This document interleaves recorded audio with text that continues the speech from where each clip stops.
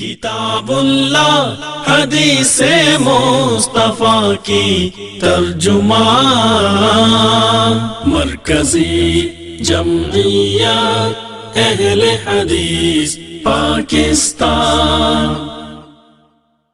میں دعوت خطاب دیتا ہوں قاری صاحب کے زمینہ ساتھی اور آپ کے رسل راز بڑے وفادار ساتھی جناب جو کسی کار کی محتاج نہیں ہے، میری مراد محترم جناب حافظ محمد اسلم حنیف صاحب فاضل یونیورسٹی، وہ آپ سے ہم کلام ہوتے ہیں۔ ان کے بعد شیر پاکستان مولانا یوسف رسولی صاحب کا خطاب ہوگا۔ محترم جناب حافظ محمد اسلم حنیف صاحب فاضل یونیورسٹی آپ سے ہم کلام ہوتے ہیں۔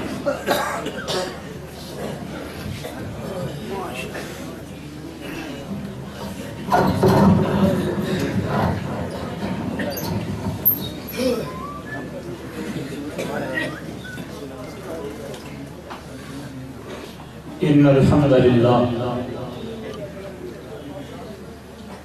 نحمده ونستعینه ونستغفره ونعوذ باللہ من شرور انفسنا ومن سیئات اعمالنا، من یهده اللہ فلا مضل له ومن یضلله فلا هادی له، واشهد ان لا الہ الا اللہ وحدہ لا شریک له، واشهد ان محمدا عبده ورسوله، من يطع الله ورسوله فقد رشد واهتدى، ومن يعص الله ورسوله فقد ضل وغوى۔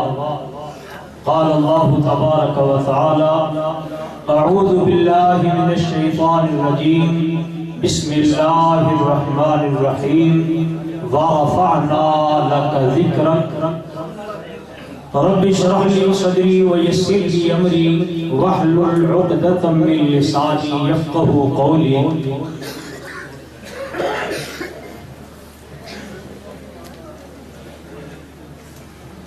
سابقات کی آج کی اس عظیم الشان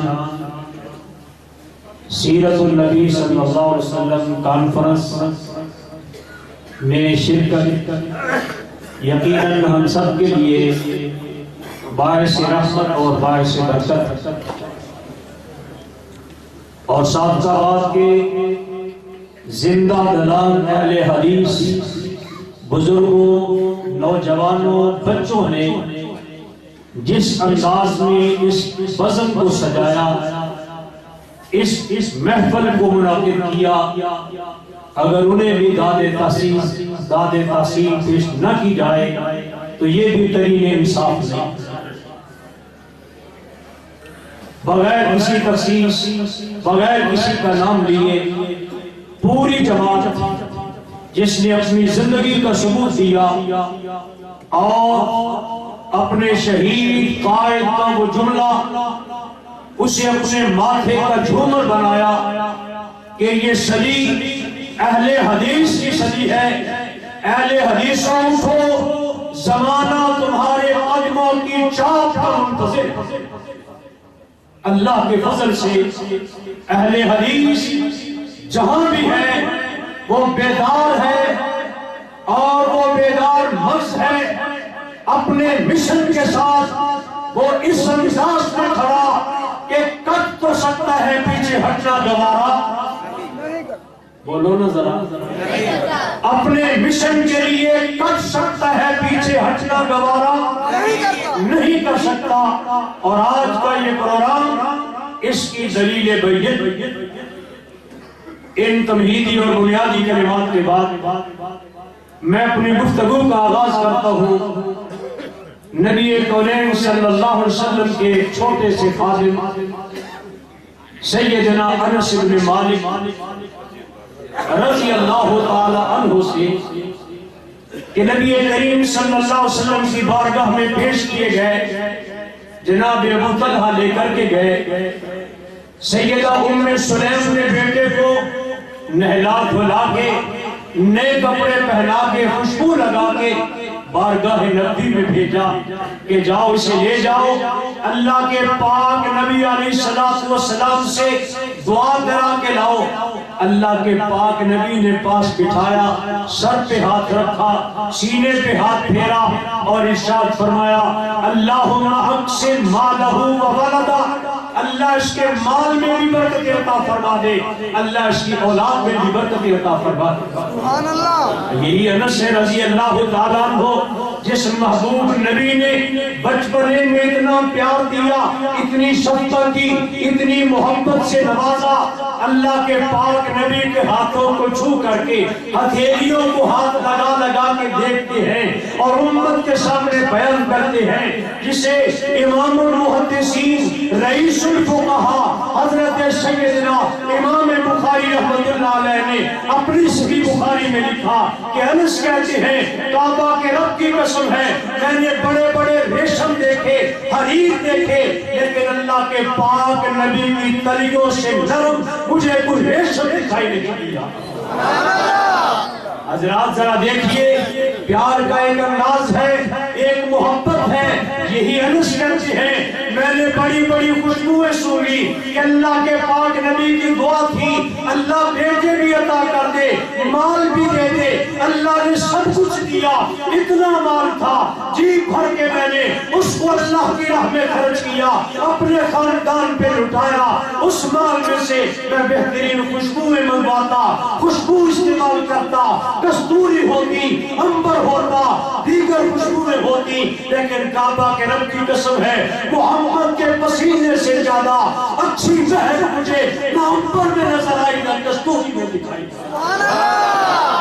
حضرات یہی انس رضی اللہ تعالیٰ صحیح بخاری بھی کی ایک حدیث سنیے ذرا، جنہوں نے نبی کونین صلی اللہ علیہ وسلم کے ساتھ وابستگی کا حق ادا کیا، ان جان نثاروں کے بارے ہمیشہ سنتے ہو، آج ایک ایسے شخص کا تذکرہ جس کا تاریخ نے نام تک لینا بھی گوارا نہیں کیا، میں صحیح بخاری کے حوالے سے اس بد نصیب کا تذکرہ آپ کے سامنے کیے دیتا ہوں کہ وہ بھی تھا جس نے محمد سے بے وفائی کی، اللہ نے زمین پہ اس کو دکھا دیا کہ محمد کا بے وفا نہ اس دنیا میں کامیاب نہ آخرت میں کامیاب، جہاں بھی ذلیل ہوگا وہاں بھی وہ رسوا ہوگا۔ یہی انس بن مالک کہتے رضی اللہ تعالیٰ، ایک شخص آیا، پہلے عیسائی تھا، مسلمان ہوا، مہاجر ہو کے مدینے آیا، کچھ عرصہ مدینے رہا، اہل مدینہ کے ساتھ اس کا رویہ اچھا نہ تھا، اللہ کے پاک نبی کے ساتھ بھی اس کا رویہ اچھا نہ تھا، مدینے نے اس کو گوارا نہ کیا۔ اللہ کے پاک نبی علیہ السلام نے مدینے کے بارے ارشاد فرمایا کہ کل کی مدینہ بھٹی کی مانند ہے، گند اور غلاظت کو باہر نکال دیتا ہے۔ یہی اس وہ شخص تھا، اس کے دل میں کدورت تھی، اللہ نے اس کو اس کے انجام تک پہنچایا۔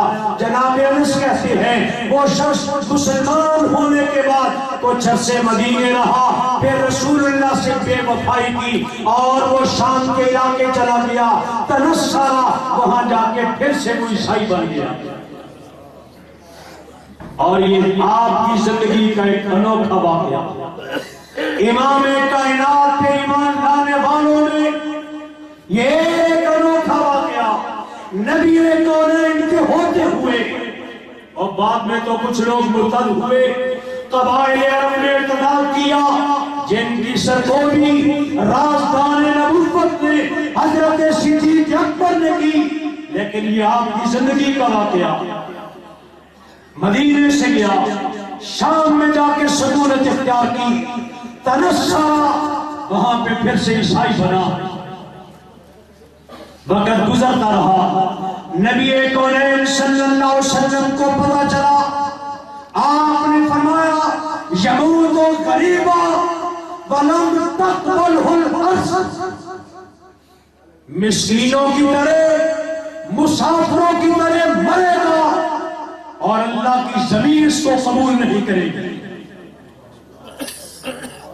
حضرات بلال نے وفاداری کی انتہا کی، اللہ نے زمین میں چلتے بلال کی ٹوٹی ہوئی جوتی کی آہ اللہ کے نبی کو آسمانوں کے اوپر جنت میں سنوائی، اس نے بے وفائی کی انتہا کی۔ نبی کونین نے بددعا فرمائی. کیا بنا؟ انس کہتے ہیں ایک موقع آیا، جناب ابو طلحہ رضی اللہ تعالیٰ عنہ شام کے علاقے میں گئے. توجہ سے سننا، قصے کہانیاں نہیں، اہل حدیث کا سٹیج ہے، اور اہل حدیث کا قرآن امتیاز یہ ہے قال اللہ و قال رسول، اس سے ہٹ کے بات نہیں. جناب ابو طلحہ گئے، اچانک وہ موقع آیا، ایک علاقے سے گزر رہے ہیں اور یہ مرتد ہونے والا جس کا نام تک تاریخ نے محفوظ نہیں کیا، یہ مرتد وہاں پہ مرا پڑا ہے، کفن دیا ہوا، قبرستان کے باہر اس کی لاش پڑی ہے. ابو طلحہ حیران ہوئے، کفن پہنایا ہوا، لاش کھلی پڑی، کوئی دفنانے والا نہیں. کیا ہوا ان لوگوں کو؟ کیا سبب بنا اس سنجاس منجر کھلے میدان میں پڑی؟ پوچھا، بتلایا گیا کہ ابو طلحہ ہم نے اس کو ایک دفعہ نہیں 3 دفعہ دفنایا ہے. حضرات ذرا غور کرنا، کانوں کی کھڑکیاں، دل کے دریچے کھول کے سننا کہ محمد سے بے وفائی کرنے والا اس کا انجام کیا ہوگا. صلی اللہ اونچی کہو، صلی اللہ علیہ وسلم. آپ کے ساتھ بے وفائی کرنے والے کا انجام کیا ہے؟ کہتے ہیں 3 دفعہ دفنایا، زمین نے قبول نہیں کیا. پہلے دن دفنا کے گئے، رات ہوئی، قبر پھٹی، مٹی نے، زمین نے اس کی لاش کو نکال کے باہر پھینک دیا. علاقے والوں نے کہا شاید مسلمانوں کی کوئی سازش ہوگی، کوئی پلاننگ ہوگی کہ اس کی میت کو اس انداز میں ذلیل و رسوا کیا جائے تاکہ لوگوں کے لیے عبرت کا نشان بنے. اگلا دن ہوا، اس کی میت کو پھر سے دفنایا گیا، کانٹے رکھے گئے تاکہ کوئی قبر کو کھود نہ سکے. رات ہوئی، قبر پھٹی، لاش باہر، لوگ حیران. اگلی صبح کو پھر دیکھا، کہا یہ مسلمان باز نہیں آتے، آج رات اس کی قبر پہ پہرا ہوگا. قبر بنائی گئی، دفنایا گیا. تیسری رات آئی، پہرے دار بیٹھے ہوئے، کون آتا ہے اس کو قبر سے نکالنے کے لیے؟ آنے والا کوئی نہیں. نصف رات گزری، قبر پھٹی، میت زمین سے باہر. کہا چلو یہاں پہ پہرے بٹھانے کا فائدہ نہیں، اس کے بارے ذرا پوچھو ہوا کیا ہے. ابو طلحہ کہنے لگے لوگ تحقیق کرنے کے لیے نکلے اور میں نے اس کو خود مدینہ طیبہ میں دیکھا تھا، اللہ کے نبی نے بددعا کی تھی، آج میں نے اس کو اپنی آنکھوں سے دیکھ لیا. حضرات، حدیث مصطفیٰ سامنے ہو اور پھر منہ بسوڑ کے بندہ کہے میں تو فلاں امام کا مقلد حدیث کو نہیں مان سکتا. فرمان مصطفیٰ سامنے ہو، وہ کسی شخصیت کے ساتھ تعلق کی بنا پہ حدیث کو چھوڑے، اس کو اس عیسائی بننے والے کا انجام سامنے رکھنا چاہیے. حضرات، یہ دنیا کا مال و منال کچھ تو لٹا دیا جائے، کعبہ کے رب کی قسم ہے محمد کے قدموں پہ پڑنے والی غبار کے برابر بھی نہیں ہو سکتی۔ اللہ نے جو شان دیا ہر ایک نے اپنے اپنے انداز میں بیان کیا ہے۔ جابر کو دیکھیں مسجد نبی میں کھڑا، کبھی آسمان کے چاند کو اور کبھی آمنہ کے لال کو دیکھ کے کیا کہتا ہے کہ وہ چاند جو مدھم ہے مدینے کا چاند اس سے زیادہ روشن ہے۔ سبحان اللہ۔ ہند میں نبی حالا رسول اللہ صلی اللہ علیہ وسلم کا ستیلا بیٹا سیدہ خدیجہ میری تمہاری ماں کا لخت جگر اسلام قبول کرتا ہے، اور اس نے اپنی زندگی کا سب سے بڑا حصہ رسول کونین کے اعضاء کو اپنے الفاظ میں دہرانے کے لیے، اپنے الفاظ میں پرونے کے لیے اس نے صرف کیا ہے۔ اور یہی وہ صحابی رسول ہیں ہند بن نبی حالا جنہوں نے آقا کی پلکوں سے لے کے ناک، چہرہ، ہونٹ، پیشانی، ہاتھ، ہر ایک چیز کا تذکرہ کیا۔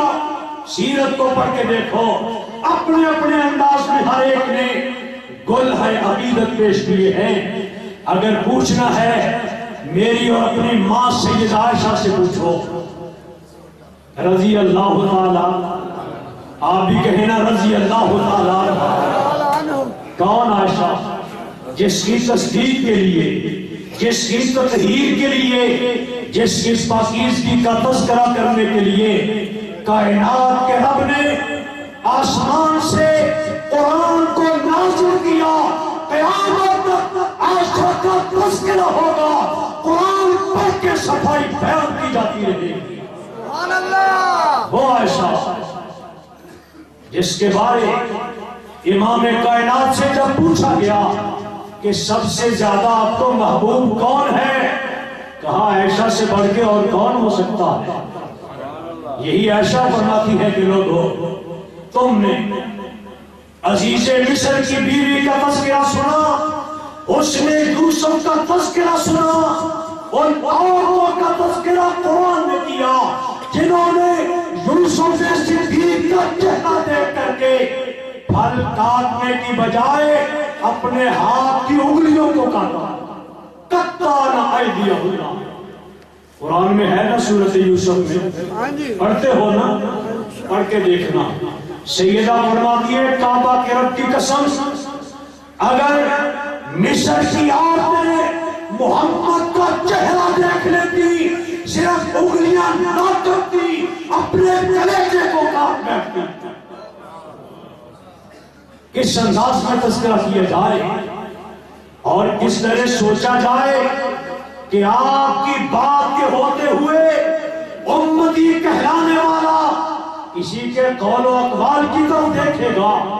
حضرات چھوڑیے یہ زمین والے تھے، آسمان والے سے پوچھو وہ جبریل کیوں ہی بتلا دے کہ آمنہ کے لال کو کیسا پایا، قلب کو مشارق الارض سے ومغاربہا لما مثل محمدی۔ جبریل بھی کہنے پہ مجبور ہو گئے، مشرق سے مغرب تک پوری کائنات کو دیکھا، اور دیکھا ہے کہ نہیں؟ سارے نبیوں کے پاس وحی لے کے آئے کہ نہیں؟ ایک سے ایک سونا منموہنا دیکھا، لیکن جب پوچھا گیا کیا کہا کہ کعبہ کے رب کی قسم ہے مشرق اور مغرب چھان مارا، لیکن محمد جیسا چہرہ مجھے کائنات میں نظر ہی نہیں آیا۔ اور کسی مخلوق سے کیا پوچھے، رب کائنات سے پوچھو، رب نے جو ذکر کر دیا وَرَفَعْنَا لَكَ ذِكْرَكَ، کیا اس کے بعد بھی کوئی اور کسی انداز میں کوئی نعت ہوگی؟ اور جس کا نعت تھا خود رب کائنات ہو، جس کی نعت کا تذکرہ اللہ خود کرے، کائنات میں کچھ جیسا ہوگا؟ کیوں بھائی؟ اور کیا کائنات میں کچھ سے بدتر بھی ہوگا جو اس پاک نبی کی حدیث کو چھوڑ کے کسی اور کے قول کے پیچھے دوڑے فَاعْتَبِرُوا يَا أُولِي الْأَبْصَارِ تو کیوں نہ کہہ دیا جائے لا يمكن الثناء كما كان حقه بعد از خدا بزرگ پوری قصہ مختصر وآخر دعوانا الحمد للہ رب العالمین. جزاک اللہ ماشاءاللہ. کاروان دعوت قرآن و حدیث مرکز جمعیت اہل حدیث پاکستان.